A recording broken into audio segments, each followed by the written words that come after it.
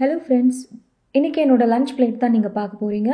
Wait லாஸில் இருந்தப்போ நான் எந்த மாதிரி எடுத்துக்கிட்டேன், எதனால் எனக்கு வெயிட் லாஸ் ஆச்சு, அதை உங்ககிட்ட நான் ஷேர் பண்ணிக்க போகிறேன். ஃபஸ்ட்டு சோயா சங்க்ஸ் எடுத்துருக்கிறேன்.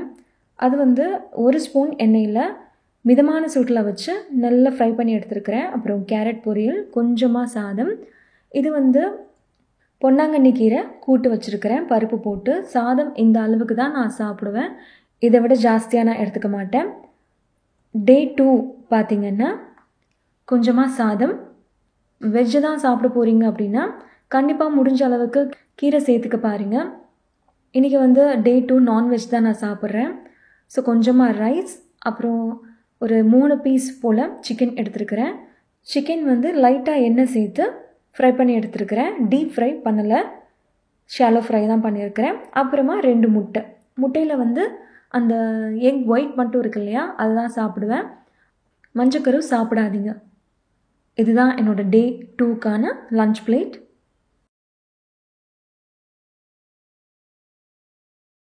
டே 3 அகத்துக்கீரை பருப்பு போட்டு பொரியல் செஞ்சுருந்தேன். எங்களுக்கு கீரை பருப்பு போட்டு செஞ்சுருந்தா தான் எங்களுக்கு ரொம்ப பிடிக்கும். அதனால நான் மோஸ்ட்லி கூட்டு தான் செய்கிற மாதிரி இருக்கும். ஃபஸ்ட் டைம் நான் அந்த பொரியல் ட்ரை பண்ணேன். அப்புறம் பச்சை பட்டாணி கிரேவி மாதிரி பண்ணியிருக்கேன். கொஞ்சமாக ரைஸ் வச்சுட்டு வெந்தய குழம்பு தான் நான் செஞ்சுருந்தேன். டே 4 வாழைக்காய் தேங்காய் போட்டு பொரியல் பண்ணியிருந்தேன்.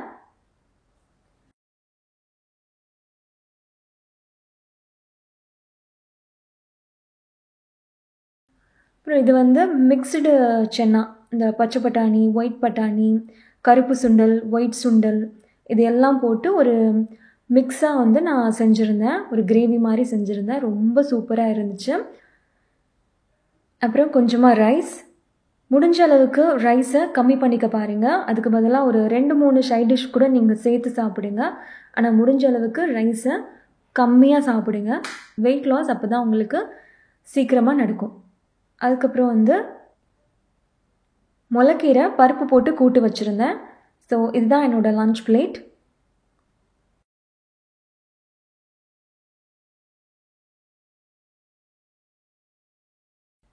டே 4 நான்வெஜ் தான் செஞ்சுருந்தேன். ஒரே ஒரு முட்டை ஸ்க்ரம்பிள்டு எக் மாதிரி, அதாவது முட்டை பொரியல் மாதிரி நான் செஞ்சுக்கிட்டேன். ஒரு முட்டை மட்டும்தான். நீங்கள் பாயில் பண்ணி சாப்பிட்றீங்க அப்படின்னா 2 எக் ஒயிட் மட்டும் எடுத்துக்கோங்க. நான் அந்த மாதிரி முட்டை பொரியல் அப்படிங்கிறனால நான் ஒரே ஒரு முட்டையில் நான் பொரியல் செஞ்சுக்கிட்டேன். அப்புறம் கொஞ்சோண்டு ரைஸ். அப்புறம் மட்டன் லிவர் இருக்கு இல்லையா, அது நான் தேங்காயெலாம் அரைச்சி ஒரு கிரேவி மாதிரி செஞ்சுருந்தேன். ரொம்ப சூப்பராக இருந்துச்சு. மட்டன் லிவர் நீங்கள் நான்வெஜ் சாப்பிடுவீங்க அப்படின்னா வாரத்துக்கு ஒரு தடவையாவது மட்டன் லிவர் செஞ்சு சாப்பிடுங்க. அதில் நிறைய பெனிஃபிட்ஸ் இருக்குது. அயர்ன் டெஃபிஷியன்சி இருக்கிறவங்களுக்கு இது ரொம்பவே ஹெல்ப் பண்ணும். டே 5 எனக்கு நான் வெண்டைக்காய் ஃப்ரை பண்ணியிருந்தேன். நீங்கள் என்ன செஞ்சாலும் எண்ணெய் ரொம்ப கம்மியாக நீங்கள் யூஸ் பண்ணுங்கள். அப்புறம் உருளைக்கிழங்கு பொரியல் பண்ணியிருந்தேன். உருளைக்கிழங்கு பொரியல் ஆல்ரெடி நம்ம சேனலில் இருக்குது. தண்ணியில் வேக வச்சுட்டு 1 ஸ்பூன் எண்ணெயில் மிதமான சூட்டில் வச்சு நீங்கள் இதை செஞ்சிங்கன்னா அந்த உருளைக்கிழங்கு சூப்பராக வரும். காரத்துக்கு மிளகாத்தூள் மட்டும்தான் அதில் சேர்க்கணும், மற்றபடி எதுவுமே கிடையாது. கூடவே முருங்கைக்காவும் ஃப்ரெஷ் சோயா பீன்ஸ் போட்டு ஒரு கிரேவி மாதிரி பண்ணியிருந்தேன். கொஞ்சமாக ரைஸ், அப்புறம் சிறுகீரை பருப்பு போட்டு கூட்டு பண்ணியிருந்தேன். ஸோ இந்த மாதிரி நீங்கள் ரைஸை முடிஞ்ச அளவுக்கு கம்மி பண்ணிவிட்டு 2-3 சைட் டிஷ் கூட நீங்கள் எடுத்துக்கோங்க.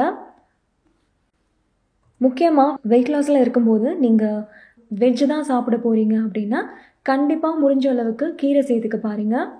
உங்களுக்கு கீரை எந்த மாதிரி செஞ்சால் பிடிக்குமோ அந்த மாதிரி செஞ்சு சாப்பிடுங்க. என்னடா எப்போ பார்த்தாலும் பருப்பு கீரை அப்படின்னு சொல்கிறாங்களே அப்படின்னா, எங்களுக்கு அதான் பிடிக்கும். அதனால நான் அதான் மெயின்லி அதான் நான் செய்வேன். கீரை இருந்தாலே பருப்பு கூட்டு தான் செய்வேன்.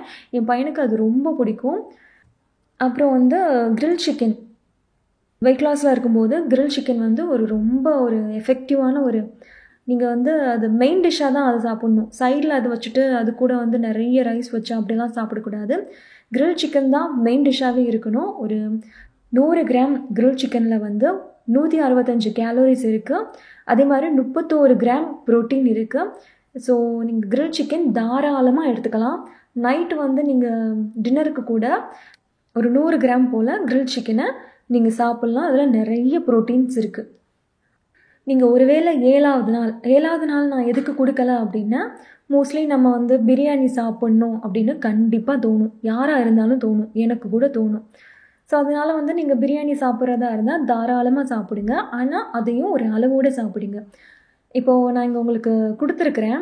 100 கிராம் வந்து ஒரு பிரியாணியில் 100 கிராம் இருக்கிற ஒரு சிக்கன் பிரியாணியில் வந்து 140லேருந்து 163 கேலரிஸ் இருக்கும். அதே மாதிரி 200 கிராம் அளவு இருக்கிற சிக்கன் பிரியாணியில் 270 கேலரிஸ் பக்கத்தில் இருக்கும். நீங்கள் 300 கிராம் சாப்பிட்டீங்க அப்படின்னா 400 கேலரிஸ் இருக்கும். அதே மாதிரி 600 கிராம் சாப்பிட்றீங்கன்னா 850 கேலரிஸ் இருக்கும். ஸோ நீங்கள் சாப்பிட்றோட அளவை நீங்கள் கண்டிப்பாக வந்து பார்த்து தான் தீரணும். அது எப்படி சிஸ்டர் அளவு போட்டால் சாப்பிட்றது அப்படின்னு கேட்காதீங்க. உங்கள் வீட்டில் ஒரு பவுல் இருக்கும் பார்த்தீங்களா, உங்களுக்கே தெரியும் இது 100 கிராம் தான் இருக்கும், இது 200 கிராம் தான் இருக்கும் அப்படின்னு. ஸோ உங்களுக்கே வந்து ஒரு மெஷர்மெண்ட் தெரியும். ஸோ அந்த மாதிரி ஒரு பவுல் வச்சுக்கோங்க. நீங்கள் பிரியாணி சாப்பிட்றீங்க அப்படின்னா அந்த பவுலில் அளவு எடுத்து நீங்கள் தாராளமாக சாப்பிடுங்க. அதனால் எந்த பிரச்சனையும் இல்லை. ஒரு வேளை நீங்கள் ஜாஸ்தியாக சாப்பிட்டீங்க அப்படின்னு வச்சுக்கோங்க, ஒரு வேளை தான் நான் சொல்கிறேன், சாப்பிட்டீங்க அப்படின்னா நைட்டு கண்டிப்பாக நீங்கள் எதுவுமே சாப்பிடாதீங்க. பசிச்சா ஃப்ரூட்ஸ் சாப்பிடுங்க. அதில் எந்த பிரச்சனையும் கிடையாது. ஆனால் அதுக்காக நைட் ஏதாச்சும் ஒன்று செஞ்சு சாப்பிட்டே இருக்காதீங்க. ஃப்ரூட்ஸ் தவிர நைட்டு வந்து வேறு எதுவுமே சாப்பிடாதீங்க. ஒருவேளை உங்களுக்கு ரொம்ப ஹெவி ஆகிடுச்சு, ரொம்ப பயங்கரமாக சாப்பிட்டீங்க அப்படின்னு ஃபீல் பண்ணால் பசிச்சா மட்டும் ஒரே ஒரு ஃப்ரூட்ஸ் எடுத்துக்கோங்க. ஆப்பிளோ பனானாவோ இல்லை உங்ககிட்ட என்ன சீசனல் ஃப்ரூட்ஸ் வச்சுருக்கீங்களோ அது சாப்பிடுங்க. நீங்கள் என்ன சாப்பிட்டாலும் அளவை சாப்பிட்டா எந்த பிரச்சனையுமே கிடையாது. அதே மாதிரி நீங்கள் லஞ்சுக்கு வந்து பிரியாணி சாப்பிட போகிறீங்க அப்படின்னு முடிவு பண்ணியாச்சுன்னா மார்னிங்கும் நீங்கள் சாப்பிட்றத கொஞ்சம் கம்மி பண்ணிக்கோங்க.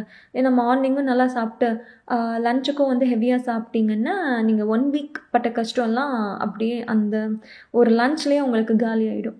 ஸோ நீங்கள் லஞ்சுக்கு வந்து சிக்கன் பிரியாணி தான் சாப்பிட போகிறீங்க, இல்லை மட்டன் பிரியாணி தான் சாப்பிட போகிறீங்க அப்படின்னா பிரேக்ஃபாஸ்ட்டுக்கு வந்து ஏதாச்சும் ஒரு சிம்பிளாக நிறைய வெஜிடபிள்ஸ் போட்டு சூப் எடுத்துக்கோங்க. ஒரு கப் ஆஃப் சூப்பில் வந்து மேக்ஸிமம் வந்து 80லேருந்து 100 கேலரிஸ் தான் இருக்கும்.